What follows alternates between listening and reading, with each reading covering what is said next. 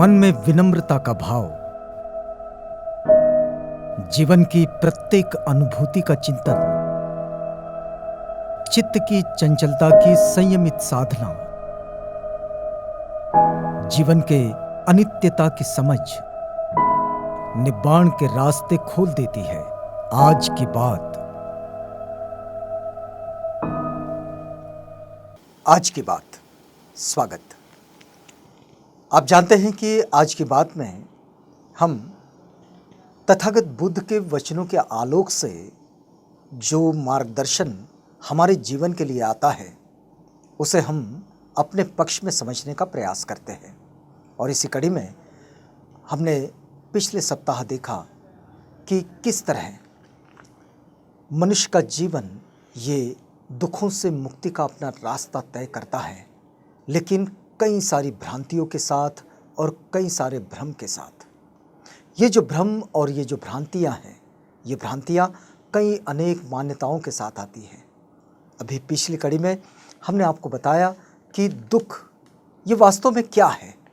तो तथागत इस बात को बड़ा स्पष्ट और बड़े विस्तृत ढंग से समझाते हैं कि देखिए, जो दुख को भोगता है वो कौन है, या फिर दुख किसे होता है, तृष्णा किसे होती है।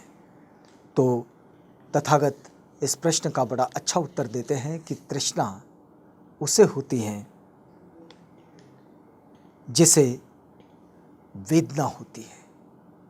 और वेदना ये हमारे इंद्रियों और विषयों के स्पर्श से होने वाली ये अनुभूति है। और इस अनुभूति को जब हम अपने आप में उसका जब चिंतन करने लगते हैं, तब हम उन वेदनाओं को कभी सुखद तो कभी दुखद, ये दोनों स्थितियों में देखते हैं। लेकिन अंततः हम उससे कभी आनंद तो कभी भय या दुख महसूस करते हैं। अब देखिए कि इस बात को बड़े बेहतर तरीके से, बड़े अच्छे तरीके से तथागत कहते हैं कि प्रतीत्य समुत्पाद का ये जो नियम है, जिसमें कैसा नियम, ये नियम ऐसा है कि वेदना इंद्रियों और विषयों के स्पर्श से उत्पन्न अनुभूति, इसके कारण तृष्णा होती है। और तृष्णा किसे होती है? तो तृष्णा उन्हें होती है जिनके पास अविद्या होती है। अब आगे बढ़ते हैं कि देखिए, प्रतीत्य समुत्पाद का ये जो चक्र है, ये यूं ही ऐसा ही चलता रहता है और एक के होने से दूसरे की उत्पत्ति होती है और एक के ना होने से दूसरे की उत्पत्ति नहीं होती है।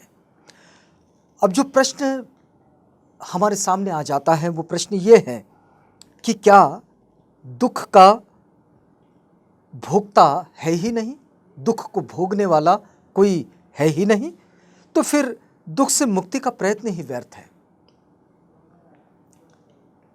हाँ, सचमुच यदि हमें ये यथार्थ दृष्टि उपलब्ध हो जाए कि जीव आत्मा नाम की कोई वस्तु नहीं है, यह केवल हमारे अहंकार का एक सूक्ष्म प्रतिबिंब है, जो हमारा एरोगेंस है, उसका एक छोटा सा, बड़ा ही बारीक सा प्रतिबिंब है, अवशेष है, और हो जाए हमारे इस अहंकार का सर्वथा नाश, तो फिर हमें दुख से मुक्त होने का प्रयत्न करने की आवश्यकता ही नहीं है, क्योंकि तब हम दुख से मुक्त हो चुके रहते हैं। अगर हमारे पास अहंकार है ही नहीं तो फिर हम दुखों से मुक्त हो जाते हैं।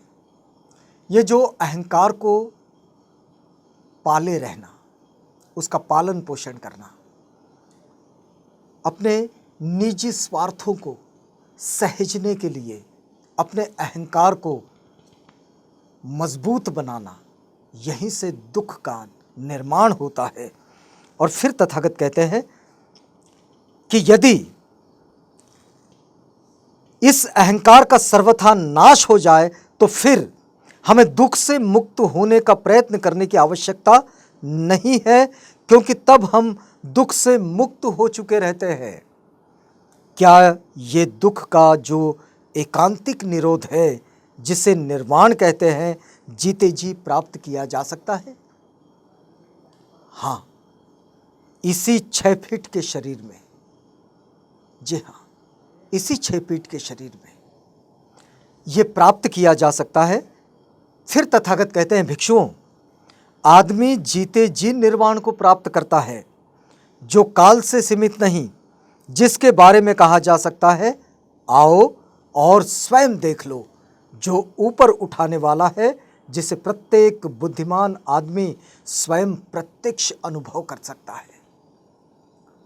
जैसा कि बौद्धों की धम्म वंदना में ये कहा जाता है, स्वाख्यातो भगवता धम्मो संदिग्धिको अकालिको एहि पस्सिको ओपनायिको पच्चतंग वेदितव्यो वियूहिति।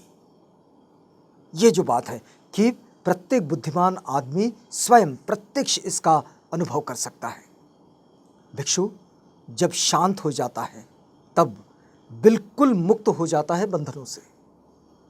भिक्षु जब शांत हो जाता है तब बंधनों से बिल्कुल मुक्त हो जाता है। तब उसको कुछ और करना बाकी नहीं रहता। जो कार्य वो करता है उसमें कोई ऐसा नहीं होता जिसके लिए उसे पश्चाताप हो। तथागत बड़ी अच्छी बात कहते हैं कि ऐसा कार्य करो ही ना कि जो कार्य करने के बाद पश्चाताप करना पड़े। और इसलिए कार्य करने से पहले उस पर बहुत सोच लो कि वो काम करना चाहिए या नहीं करना चाहिए। काम करने के बाद उस पर पश्चाताप करने का कोई मोल नहीं है, क्योंकि क्रिया घटित हो चुकी है। क्रिया घटित होने से पहले उस पर सोचा जाए। इस प्रकार का अर्हत्व प्राप्त भिक्षु जब शरीर छोड़ता है तब उसके 5 स्कंदों का क्या होता है?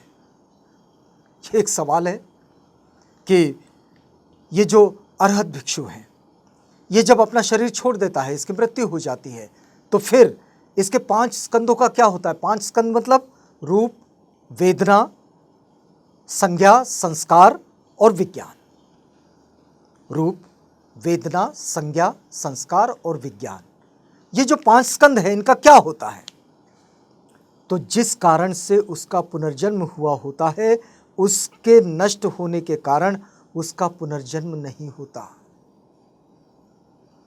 जब किसी प्रकार की कोई संज्ञा ही नहीं है, कोई वेदना ही नहीं है, कोई रूप ही नहीं है और कोई संस्कार नहीं, कोई विज्ञान नहीं, तो फिर उसका नया जन्म भी नहीं। ठीक उसी तरह जिस तरह बिजली का मन का यानी कि स्विच ऊपर उठा देने से बिजली की धारा रुक जाती है।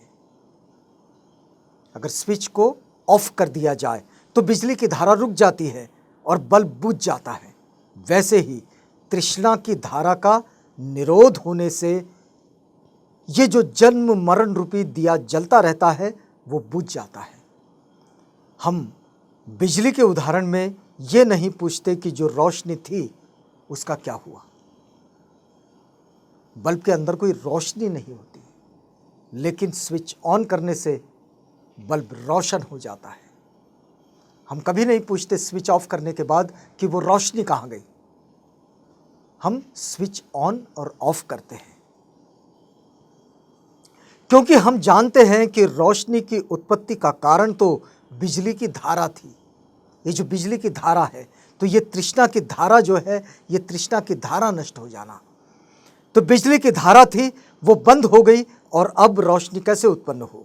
उसी प्रकार जब अविद्या तृष्णा की धारा बंद हो गई, जब अविद्या की तृष्णा की धारा बंद हो गई, तो फिर जन्म मरण का दीपक कैसे जले। उसका निर्वाण तो अवश्यंभावी है। और ये जो बड़ी गहन, गंभीर और कठिन बात तथागत बड़े आसान शब्दों में अपने शिष्यों को समझाते हैं, इस कड़ी में हम लोग यहाँ रुकेंगे। इसी बात को हम आगे बढ़ाएंगे अगली कड़ी में, जब आपसे पुनः मुलाकात होगी। तब तक के लिए हमें इजाज़त दीजिए। आज की बात।